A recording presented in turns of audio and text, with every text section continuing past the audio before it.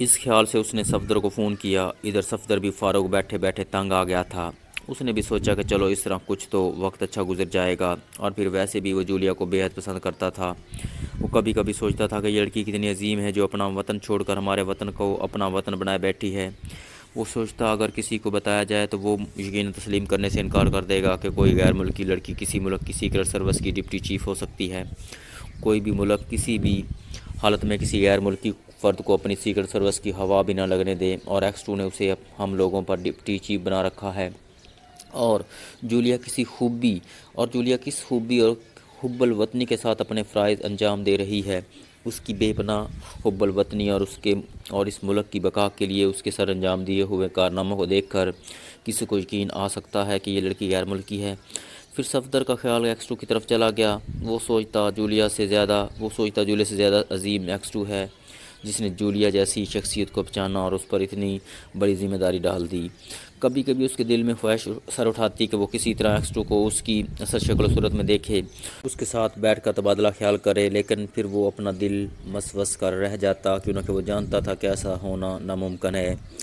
اس وقت بھی جولیا کے ساتھ ایک جنرل سٹور میں کھڑے ہوئے وہ یہی سوچ رہا تھا کہ شاید اس بڑی دکان میں موجود بے شمار گاہکوں میں کوئی ایکس ٹو ہو، کیونکہ اسے یقین تھا کہ ایکس ٹو ان کی مصروفیات پر کڑی نگرانی رکھتا ہے، تاکہ کسی وقت وہ انجانے پن میں کسی مجرم کا شکار نہ ہو جائیں۔ کیا سوچ رہے ہو؟ اچانک جولیا نے کہا تو صفدر چونک پڑا اور چھینپ سا گیا، کیونکہ جولیا ہاتھ میں پیکٹ لیے مسکراتی ہوئی نظروں سے اسے دیکھ رہی تھی۔ کیا کسی سے عشق ہو گیا ہے؟ جولیا نے ہنستے ہوئے کہا۔ کیا مطلب؟ صفدر نے کچھ نہ سمجھتے ہوئے جولیا کو گھورتے ہوئے کہا۔ مطلب یہ کہ آج کل گہری سوچوں میں غرق رہتے ہو، یہ تو عشق کی نشانیاں ہیں، جولیا نے وضاحت کرتے ہوئے کہا تو صفدر کہا مار کر ہنس پڑا۔ جولیا، کبھی کبھار تم بھی دور کی کوڑی لاتی ہو، بھلا ہم لوگوں کو عشق جیسے بیکار کام کے لیے فرصت کہاں؟ ایک محبوب سے جان چھوٹے تو کسی اور طرف دھیان جائے۔ صفدر نے ہنستے ہوئے کہا، کون محبوب؟ جولیا نے چونک کر کہا۔ اب جولیا کے حیران ہونے کی باری تھی۔ ایکس ٹو، صفدر نے مسکراتے ہوئے جواب دیا تو جولیا فلفلا کر ہنس پڑی۔ معلوم ہوتا ہے آج کل پھر ایکس ٹو کی اصلی جاننے کا دورہ پڑا ہوا ہے، جولیا نے کہا۔ ہاں، میں جب بھی بیکار ہوتا ہوں میرے دماغ میں یہی دھن سوار رہتی ہے، صفدر نے کچھ سوچتے ہوئے جواب دیا۔ چھوڑو، فضول سر کو پانے سے کیا فائدہ، یہ ایک معمہ ہے سمجھنے کا نہ سمجھانے کا، جولیا نے ایک اور دکان میں داخل ہوتے ہوئے کہا، اور صفدر مسکرا کر خاموش ہو گیا۔ جولیا کاؤنٹر پر لگے ہوئے مختلف کپڑوں کے ڈیزائن دیکھنے لگی اور صفدر ادھر ادھر نظریں دوڑانے لگا۔ اچانک ایک غیر ملکی نوجوان تیز تیز قدم اٹھاتا ہوا دکان میں داخل ہوا۔ اس کے چہرے پر بے پناہ پریشانی عیاں تھی۔ اس نے پریشان نظروں سے ادھر ادھر دیکھا اور پھر لمبے لمبے قدم اٹھاتا ہوا مینیجر کے دفتر میں داخل ہو گیا۔ صفدر اس کے چہرے سے عیاں پریشانی کو دیکھ کر ٹھٹک گیا۔ اس نے سوچا معاملہ کچھ پراسرار ہے۔ اس نوجوان کا چہرہ دیکھ کر اسے ایسا محسوس ہوا جیسے خوف زدہ ہرن شکاریوں سے جان بچانے کے لیے پناہ گاہ ڈھونڈ رہا ہو۔ ابھی وہ اس معاملے پر غور کر ہی رہا تھا کہ دو نوجوان گھبرائے ہوئے دکان میں داخل ہوئے۔ انہوں نے تیز نظروں سے چاروں طرف دیکھا اور پھر سیدھے مینیجر کے کمرے کی طرف بڑھ گئے۔ صفدر سمجھ گیا کہ یہ دونوں اس پہلے نوجوان کے پیچھے آئے ہیں۔ جولیا ابھی تک کپڑے خریدنے میں مصروف تھی، اسے شاید کوئی ڈیزائن ہی پسند نہیں آ رہا تھا۔ صفدر نے ایک لمحے کے لیے جولیا کی طرف دیکھا اور پھر وہ مینیجر کے کمرے کی طرف بڑھ گیا۔ اسے نہ جانے کیوں اس معاملے میں دلچسپی سی ہو گئی تھی۔ شاید یہ بیکاری کا رد عمل تھا کہ وہ معمولی واقعات میں دلچسپی لینے لگا تھا۔ بہرحال وہ کمرے کے دروازے کے ساتھ والے کاؤنٹر پر کھڑا ہو کر کپڑا دیکھنے لگا۔ اس کاؤنٹر پر غیر ملکی سوٹنگ تھی۔ سیلز مین نے اسے سوٹنگ کے کئی تھان دکھائے اور وہ ایک کپڑا ہاتھ میں لے کر اسے غور سے دیکھنے لگا، لیکن اس کے کان مینیجر کے کمرے سے آنے والی تیز تیز آوازوں پر لگے ہوئے تھے۔ اندر شاید جھگڑا ہو رہا تھا۔ اچانک اس نے محسوس کیا جیسے کسی کا گلا دبا دیا گیا ہو۔ کیا بات ہے صاحب؟ سیلز مین نے صفدر کو بغور دیکھتے ہوئے کہا، کیونکہ اس نے محسوس کیا تھا کہ وہ کافی دیر سے کپڑے کے ڈیزائن پر آنکھیں گاڑے کھڑا ہے۔ وہ کوئی بات نہیں، میں کچھ سوچنے لگ گیا تھا، صفدر نے کہا اور وہ دوسرا ڈیزائن دیکھنے لگا۔ پھر اچانک اس کے ذہن میں ایک خیال آیا اور دوسرے لمحے اس کا رخ مینیجر کے کمرے کی طرف ہو گیا۔ اس نے دروازے پر دباؤ ڈالا تو دروازہ کھلا ہوا تھا۔ صفدر اندر داخل ہو گیا۔ اس کے اندر داخل ہونے سے ایسا محسوس ہوا جیسے وقت ٹھہر گیا ہو، کیونکہ اس کے سامنے ہی فرش پر ایک نوجوان اس پہلے والے نوجوان کا گلا دبا رہا تھا۔ نیچے پڑے ہوئے نوجوان کی آنکھیں باہر ابل آئی تھیں، جبکہ دوسرا آدمی اس کے سامنے ریوالور لیے کھڑا تھا۔ ایک سیکنڈ کے لیے ہر چیز رک گئی۔ صفدر بھی اس صورتحال کو دیکھ کر ٹھٹک گیا، لیکن اس سے پہلے کہ وہ کوئی حرکت کرتا اس کے سر پر پہاڑ ٹوٹ پڑا۔ ریوالور کا دستہ اس کے سر پر لگا تھا اور اس کی آنکھوں کے آگے ستارے چمکنے لگے تھے۔ اسے محسوس ہوا جیسے وہ بے ہوش ہو رہا ہے۔ اس نے سوچا شاید چوٹ لگانے والا مینیجر تھا جسے وہ دیکھ نہ سکا تھا۔ اس کے بعد اس کے ذہن سے ہر چیز منہ ہو گئی۔ ایک اندھیرا تھا جو چاروں طرف چھا گیا اور پھر دھڑام سے وہ فرش پر گر پڑا۔ ادھر جولیا جب کپڑے لینے کے بعد فارغ ہوئی تو اس نے صفدر کی طرف توجہ کی، لیکن صفدر کہیں بھی نظر نہ آیا۔ وہ حیرت سے دکان میں چاروں طرف دیکھنے لگی کہ صفدر کہاں چلا گیا۔ ابھی تو وہ اس کے ساتھ کھڑا تھا، لیکن صفدر وہاں ہوتا تو اسے نظر آتا۔ اس نے سوچا شاید بور ہو کر دکان سے باہر چلا گیا ہو، اس لیے وہ تیز قدم اٹھاتی ہوئی دکان سے باہر آ گئی، لیکن صفدر اسے باہر بھی کہیں نظر نہ آیا۔ اس کے دماغ میں کھلبلی سی مچ گئی۔ اس نے سوچا کہ معاملہ کچھ پراسرار ہے کہ اس کے پاس کھڑا ہوا صفدر یکطرف غائب ہو جائے۔ اس کی سمجھ میں نہیں آ رہا تھا کہ وہ کیا کرے، صفدر کو کہاں ڈھونڈے۔ وہ حیرت بھرے انداز میں ایک بار پھر دکان میں داخل ہو کر اسے تلاش کرنے لگی، لیکن صفدر کوئی کپڑے کا تھان تو نہ تھا کہ کہیں کاؤنٹر کے پیچھے گر پڑا ہو۔ وہ اس صورتحال سے چکرا سی گئی۔ جب اس کی سمجھ میں کچھ نہ آیا تو وہ بڑبڑاتی ہوئی دکان سے باہر آ گئی اور چند لمحوں تک ادھر ادھر نظر دوڑانے لگی کہ شاید کہیں صفدر نظر آ جائے، لیکن بے سود۔ آخر وقار وہ ٹیکسی میں بیٹھ کر اپنے فلیٹ میں آ گئی۔ اس نے سوچا صفدر کی اس پراسرار گمشدگی کی اطلاع ایکس 2 کو دینی چاہیے، لیکن پھر وہ یہ سوچ کر رک گئی کہ اگر آخر ایکس 2 سے کیا کہا جائے، اور ہو سکتا ہے کہ صفدر کسی کام سے کہیں چلا گیا ہو۔ ایکس 2 کے لیے اس اطلاع کی کیا اہمیت ہے، لیکن پھر اس نے سوچا کہ اطلاع دے دینی چاہیے، ہو سکتا ہے صفدر کسی مصیبت میں پھنس گیا ہو، لیکن یہ بات اس کی سمجھ سے باہر تھی کہ آخر کپڑے کے دکان میں کھڑے کھڑے صفدر کس مصیبت میں پھنس سکتا ہے۔ ڈرتے ڈرتے اس نے ایکس 2 کے نمبر پریس کیا اور ریسیور کان سے لگا لیا۔ ایکس 2 کی مخصوص آواز جولیا کے کانوں میں ٹکرائی۔ جولیا دی سینڈ سر، جولیا نے گھبرائے ہوئے لہجے میں کہا۔ کیا بات ہے جولیا، تم گھبرائی ہوئی سی ہو؟ ایکس 2 نے نرم لہجے میں پوچھا۔ سر، صفدر پراسرار طریقے سے غائب ہو گیا ہے، جولیا نے پہلے سے بھی زیادہ پریشان لہجے میں کہا۔ کیا مطلب، کیا تم ہوش میں ہو؟ ایکس 2 نے سخت لہجے میں کہا۔ سر میں صفدر شاپنگ کرنے گئے تھے super class house new market میں۔ جب میں کپڑے خریدنے لگی تو صفدر میرے پاس کھڑا تھا، لیکن جب میں کپڑے خرید کر فارغ ہوئی تو صفدر غائب تھا، جولیا نے ڈرتے ڈرتے مختصر لفظوں میں تفصیل بتاتے ہوئے کہا۔ لیکن اس میں پرسراریت کہاں سے داخل ہو گئی، اور تم اتنی گھبرا کیوں گئی ہو سکتا ہے وہ کسی کام سے چلا گیا ہو، ایکس 2 نے نرم لہجے میں کہا۔ لیکن سر، اگر وہ کسی کام سے جاتا تو کم از کم مجھے بتا کر جاتا، جولیا نے کہا۔ ہاں، یہ واقعی غور طلب بات ہے، ایکس 2 کی آواز میں تفکر نمایاں تھا۔ اچھا، تم ایسا کرو کہ صدیقی کو فون کرو اور اسے ہدایت دو کہ وہ سپر کلاس ہاؤس میں جا کر صفدر کا پتہ کرے اور پھر مجھے رپورٹ دو، دوسری طرف سے ایکس 2 نے کہا۔ اوکے سر، جولیا نے کہا، اور پھر دوسری طرف سے ریسیور رکھنے کی آواز سن کر اس نے بھی کریڈل دبا دیا۔ اب وہ صدیقی کو فون کر رہی تھی۔ عمران نے تیزی سے کار کا دروازہ بند کیا اور پھر وہ ایک ایک چھلانگ میں دو سیڑھیاں پھلانگتا ہوا اوپر چڑھتا گیا۔ اس کے فلیٹ کا دروازہ کھلا ہوا تھا۔ وہ آندھی اور طوفان کی طرح کمرے میں داخل ہوا، لیکن پھر وہ ایسے ٹھٹک کر رک گیا جیسے چلتی گاڑی میں یکدم بریک لگ جائے۔ اس کے کمرے میں افراتفری مچی ہوئی تھی، کوئی چیز بھی اپنے ٹھکانے پر نہ تھی، سب چیزیں ادھر ادھر فرش پر پھیلی ہوئی تھیں۔ صوفوں کے گدے پھاڑ دیے گئے تھے، قالین الٹا پڑا تھا، میز ایک کونے میں پڑی تھی اور تصویر غائب تھی، الماریاں کھلی ہوئی تھیں جیسے کسی نے بہت جلدی میں تلاشی لی ہو۔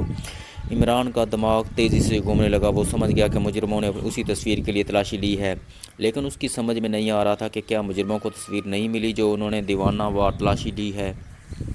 لیکن تصویر تو وہ میز پر چھوڑ گیا تھا، اور اگر وہ تصویر مجرموں کو نہیں ملی تو پھر کہاں گئی؟ کیا تو کوئی تیسری پارٹی بھی اس سلسلے میں دلچسپی لے رہی ہے اور جو اس تلاشی والے مجرموں سے پہلے تصویر پر ہاتھ صاف کر گئی؟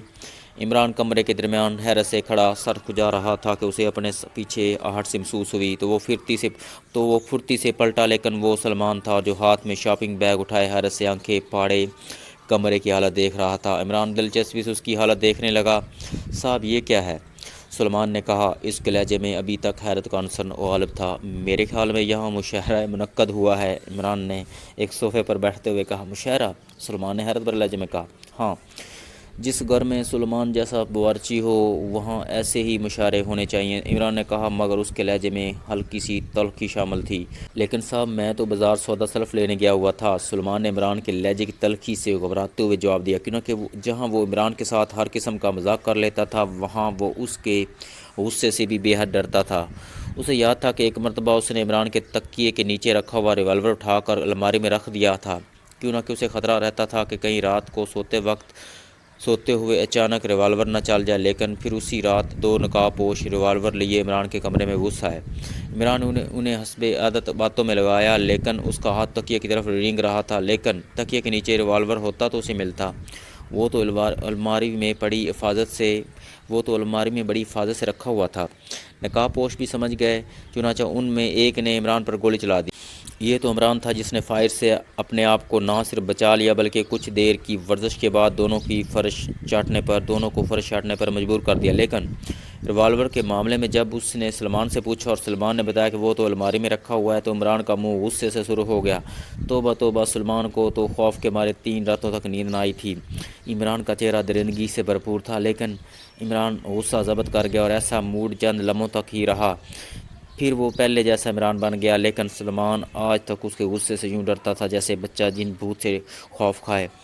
अब भी इमरान के लहजे में तलखी महसूस करके वो घबरा गया था। सौदा सल्फ लेने जाते वक्त फ्लैट को खुला छोड़ जाने से शायद दुकानदार रैयत कर देता है। इमरान ने इंतहाई संजीदा लहजे में कहा। वो दरअसल तस्वीर की गुमशुदगी से बेहद परेशान था। नहीं साहब, मैं तो ताला लगा कर गया था, सलमान ने डरते डरते कहा। हाँ, इमरान ने कहा और खामोश हो गया और आंखें बंद करके कुछ सोचने लगा। जबकि सुलेमान किचन की तरफ जाने लगा तो इमरान ने आंख खोल दी। सुलेमान, आज क्या पकाया है? फिर वही दाल, बड़ा माल तो नहीं ले आए? इमरान ने चखते हुए कहा तो सलमान खुश हो गया। नहीं साहब, आज तो मेरे महबूब की डिश पकेगी। सलमान ने ठुमकते हुए लहजे में कहा। तुम्हारा दिमाग तो नहीं ख़राब? मेरे महबूब, कोई सब्ज़ी है जो पकाई जाए? किसी शहर ने सुन लिया तो मरने पर आमादा हो जाएगा। इमरान ने उसे घूरते हुए कहा। साहब, ये जदीद डिश है, सलमान ने वजाहत करते हुए कहा। जदीद डिश? कमाल है, अब तो डिशें भी जदीद और कदीम होने लगी। इमरान ने हैरत से आंखें फाड़ते हुए कहा। हाँ साहब, आप भला किसी होटल के मालिक या बावर्ची रहे हों तो आपको पता हो कि डिशों के नाम हर रोज़ बदलते रहते हैं। पुराना नाम 2-4 दिन चलता है, फिर उसे ख़त्म करके उसका कोई नया नाम रख लिया जाता है। सलमान ने ऐसे कहा जैसे वो बावर्ची नहीं बल्कि खाने पकाने का इंसाइक्लोपीडिया हो। अच्छा, नाम बदलते हैं तो क्या तुम्हारा मतलब है डिशें वही होती हैं, सिर्फ नाम बदलते रहते हैं? इमरान ने पूछा। जी हाँ बास, बदकिस्मती से हमारे मुल्क में हर रोज़ नई सब्ज़ी उगने से तो रही।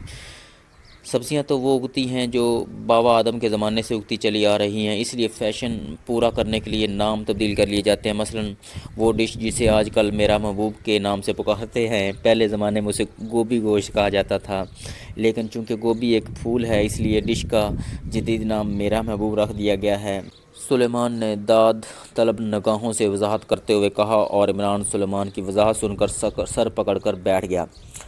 और सुनाओ डिशों के नाम। अनारकली, सजन प्यारा, चाइना पत्ती, आँख का नशा, ताज महल, लंडा बाज़ार, माही मुंडा। सलमान ने डिशों के नाम गुनवाते हुए कहा। बस खुदा के लिए बस करो, ये डिशों के नाम हैं?